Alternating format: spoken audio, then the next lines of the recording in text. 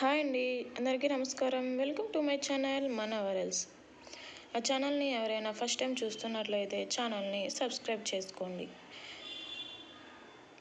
వీడియోని స్కిప్ చేయకుండా చివరి వరకు చూడండి.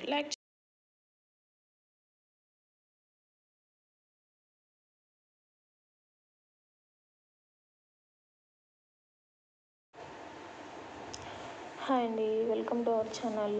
వీడియోని స్కిప్ చేయకుండా చివరి వరకు చూడండి. నా ఛానల్ని ఇంకా ఎవరైనా సబ్స్క్రైబ్ చేసుకునే వాళ్ళు ఉంటే ఇంకా మరిన్ని వీడియోస్ కోసం ప్లీజ్ ఛానల్ని సబ్స్క్రైబ్ చేసుకోండి. వీడియోకి లైక్ చేయడం మాత్రం మర్చిపోకండి. సెప్టెంబర్ 2 పోలాల అమావాస్య. ఆ రోజు ఏ దేవుణ్ణి పూజించాలంటే ఈ విషయం గురించి మనం ఈరోజు తెలుసుకుందాం. తెలుగు పంచాంగం ప్రకారం ప్రతి ఏడాది శ్రావణ మాసంలో వచ్చే అమావాస్యను పోలాల అమావాస్య అంటారు. ఈ ఏడాది సెప్టెంబర్ 2న లేదా 3న ఎప్పుడొచ్చిందంటే విషయంలో గందరగోళం నెలకొంది. ఈ సందర్భంగా అమావాస్య ఎప్పుడొచ్చిందంటే పూర్తి వివరాలను ఇప్పుడు తెలుసుకుందాం. హిందూ మత విశ్వాసాల ప్రకారం పోలాల అమావాస్యకు ఎంతో ప్రత్యేకత ఉంది. ఈ పర్వదినాన పూర్వీకులను వివాహిత మహిళలు తమ సంతానం కోసం పిల్లల యోగక్షేమాలను ఆకాంక్షిస్తూ వ్రతాలను ఆచరిస్తారు. తెలుగు పంచాంగం ప్రకారం ఈ ఏడాది సెప్టెంబర్ 2వ తేదీ అంటే శ్రావణ మాసంలో చివరి రోజున సోమవారం నాడు పోలాల అమావాస్య వచ్చింది. ఈ సందర్భంగా ఈ పవిత్రమైన రోజున శుభముహూర్తం ఎప్పుడొచ్చింది, ఈరోజు వ్రతాన్ని ఎలా ఆచరించాలని ఆసక్తికరమైన విషయాలను ఇప్పుడు తెలుసుకుందాం. శుభముహూర్తం. శ్రావణ అమావాస్య తిథి సెప్టెంబర్ 2న తెల్లవారుజామున 5:22 గంటలకు ప్రారంభమై మరుసటి రోజు అంటే 3 సెప్టెంబర్ 2024 మంగళవారం 7:25 గంటలకు ముగియనుంది.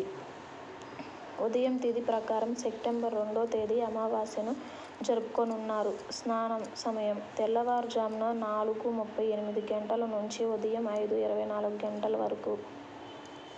పూజా సమయం ఉదయం 6:09 గంటల నుంచి ఉదయం 7:44 గంటల వరకు. శ్రాద్ధ సమయం మధ్యాహ్నం 12 గంటల నుంచి సూర్యాస్తమయానికి ముందు వరకు. ఈ అమావాస్య సోమవారం రోజున వచ్చింది కాబట్టి ఈ అమావాస్యను సోమావతి అమావాస్య అని కూడా అంటారు. పూజా విధానం. పోలాల అమావాస్య రోజున తెల్లవారుజామునే అంటే సూర్యోదయానికి ముందే నిద్ర లేచి ఇంటిని శుభ్రం చేసి పూజ గదిలో కంద మొక్కను ఉంచాలి. ఆ మొక్కను 9 పసుపు కొమ్ములను కట్టాలి. ముందుగా వినాయకుడిని పూజించి ఆ తర్వాత కంద మొక్కలోనికి మంగళగౌరీ దేవిని గాని సంతాన లక్ష్మీదేవిని గాని ఆవాహం షోడశోపచారాలతో పూజలు చేయాలి. పిండి వంటలను నైవేద్యంగా సమర్పించాలి. మీ చుట్టూ పక్కల ఇళ్ళ నుంచి కూరగాయలను అడిగి తీసుకుని వాటితో వంటలు చేసి అమ్మవారికి నైవేద్యంగా సమర్పించాలి. పూజ పూర్తయిన తర్వాత కొన్ని ప్రాంతాలలో వాయనం ఇవ్వాలి. పోలాల అమావాస్య ప్రాముఖ్యత. పూర్వకాలంలో ఓ బ్రాహ్మణ మహిళకు ప్రతి ఏటా పిల్లలు పుడుతుంటారు. అయితే ఏదో ఒక కారణంతో మరణిస్తూ ఉంటారు. పుట్టిన కొన్ని గంటల్లోపే మరణిస్తున్న బిడ్డల్ని చూసి ఎంతో దుఃఖంతో ఆమె ఊరి వెలుపల ఉన్న పోచమ్మ చుట్టూ ప్రతి సంవత్సరం పిల్లల్ని సమాధి చేస్తూ వెళ్తుంది. అయితే ప్రతి ఏటా పోలాల అమావాస్యకు పిల్లలు పుడుతున్నారు. మళ్ళీ పోలాల అమావాస్య సమయానికి మరణిస్తున్నారు. దీంతో తాను నోము నోచుకోవడానికి ఎవరిని పేరంటానికి పిలిచినా రావడానికి ముఖము చూపేవారు కాదు. గత జన్మలో చేసిన పాపాలు. ఆ సమయంలో తను పూర్వజన్మలో ఏ పాపం చేశానో నాకు పుట్టిన బిడ్డలు ప్రతిసారి చనిపోతున్నారు అని బాధపడింది. అప్పుడు పోచమ్మ తల్లి బ్రహ్మణగణత గత జన్మలో పోలాల అమావాస్య పేరంటాలు రాకముందే పిల్లలు ఏడిస్తే ఎవరూ చూడకుండా పాయసం గారెలు పెట్టారు. పులుపు తీపి సరిపోలేదంటే ఏదో అని చూశారు. ఆచారాన్ని పాటించకుండా అమంగళం చేశావు. అందుకే నీ బిడ్డలు పుట్టిన కొంత సమయానికే మరణిస్తున్నారు అని చెప్పింది.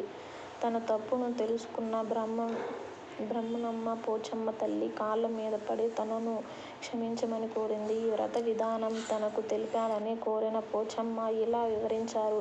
శ్రావణ మాసంలో చివరి రోజున భాద్రపదంలో మొదటిగా వచ్చే రోజును పోలాల అమావాస్య అంటారు. ఈ పర్వదినాన గోమాత పేడను అలికి పసుపు కుంకుమలతో రాసి కంద మొక్కను అమ్మగా భావించి 9 వరుసల దారంతో పసుపు కొమ్ము కట్టి ఆ తోరణాన్ని కంద మొక్కకు కట్టి పూజ చేయాలి. 9 వరుసలతో తోరణం పేరంటాలకు ఇచ్చి మనం కట్టించుకోవాలి. పిండి వంటలను అమ్మవారికి నివేదన చేయాలి. భోజనం చేసిన తర్వాత తాంబూలం మీ సామర్థ్యం మేరకు దాన ధర్మాలు చేయాలి. ఇలా చేయడం వల్ల పిల్లలు మరణించకుండా కలరా, మలేరియా, మశూచి తదితర వ్యాధులు రాకుండా కాపాడుకోవచ్చు అని వివరించారు. ఆ తర్వాత వ్రతాన్ని చేసిన బ్రాహ్మణమ్మ తిరిగి తన బిడ్డల్ని పొందినట్లు పురాణాల్లో పేర్కొనబడింది. ఈ వీడియో కనుక మీకు నచ్చినట్లయితే లైక్ చేసి షేర్ చేయండి. నా ఛానల్ని ఇంకా ఎవరైనా సబ్స్క్రైబ్ చేసుకునే వాళ్ళు ఉంటే ఇంకా మరిన్ని వీడియోస్ కోసం ప్లీజ్ ఛానల్ని సబ్స్క్రైబ్ చేసుకోండి. వీడియోకి లైక్ చేయడం మాత్రం మర్చిపోకండి. వీడియోని స్కిప్ చేయకుండా చివరి వరకు చూసినందుకు ధన్యవాదాలు.